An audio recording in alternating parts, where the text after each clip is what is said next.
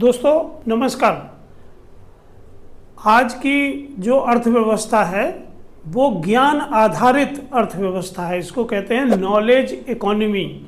और knowledge economy या अपने ज्ञान के प्रोटेक्शन के लिए इंटेलेक्चुअल प्रॉपर्टी एक्ट लागू होता है।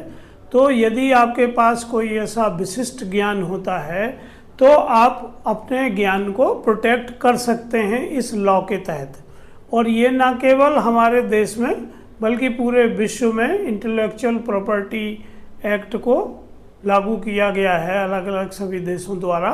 और अंतर्राष्ट्रीय संगठन इस तरह की मान्यता प्रदान करते हैं। तो इससे खेती में क्या हो सकता है, क्यों हम ये खेती में बात कर रहे हैं, तो हम ये जानते हैं कि क्षेत्र विशेष की ये विशेषता होती है कि वहाँ कोई विशिष्ट फसलें होती हैं जो दूसरे इलाकों में उस तरह की फसलें नहीं होती हैं। तो यदि हम अपनी ऐसी फसलों को, ऐसे ज्ञान को, उन फसलों को उगाने के, उनके बीज को प्रोटेक्ट करना चाहते हैं तो हमें उसके लिए जीआई टैग यानी ज्योग्राफिकल इंडिकेशन टैग, ये एक प्रमाण पत्र होता है, वो प्राप्त करना होता है। जब आपको ये प्रमाण पत्र प्राप्त हो जाता है तो फिर आपके उस फसल के नाम का, उनके बीजों का, उनके उत्पादों पर आपका अधिकार हो जाता है, आपके क्षेत्र के लोगों का अधिकार हो जाता है।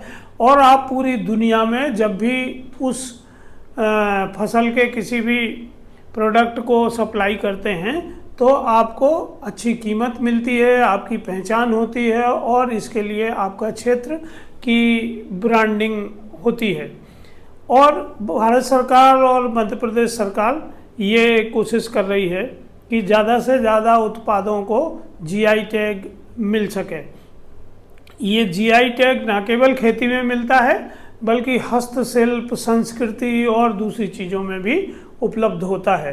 तो अभी मध्य प्रदेश सरकार ने एक अभियान शुरू किया है जहां वो कोशिश कर रहे हैं कि ज़्यादा से ज़्यादा फसलों को जीआई टैग मिले। जैसे किसी क्षेत्र में बहुत अच्छा चावल होता है तो किसी जगह बहुत अच्छा आम होता है, तो किसी जगह लहसुन होता है और किसी जगह कोई दूसरी फसल होती है। अभी हमें जो बासमती चावल है उसका जीआई टैग मिला है और इसी तरह रतलाम के किसानों ने लहसुन के लिए, रियावन गांव के किसानों ने जीआई टैग लहसुन के लिए प्राप्त किया है और अब वो अपने उत्पाद को उसी प्रमाण पत्र के साथ बेच रहे हैं। तो आप इसके बारे में अपने क्षेत्र की विशिष्टता को समझें और इस विशिष्टता को आधुनिक अर्थव्यवस्था में कैसे बिजनेस में बदला जाए उसके लिए कोशिश करें। अगर आपको इस संबंध में और जानकारी चाहिए तो आप ई फसल से संपर्क कर सकते हैं।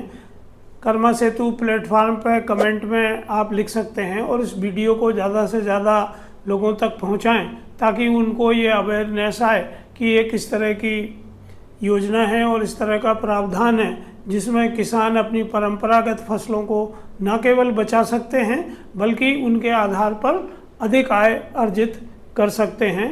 तो दोस्तों मिलते हैं अगले वीडियो में। नमस्कार, धन्यवाद। Don't forget to like and subscribe.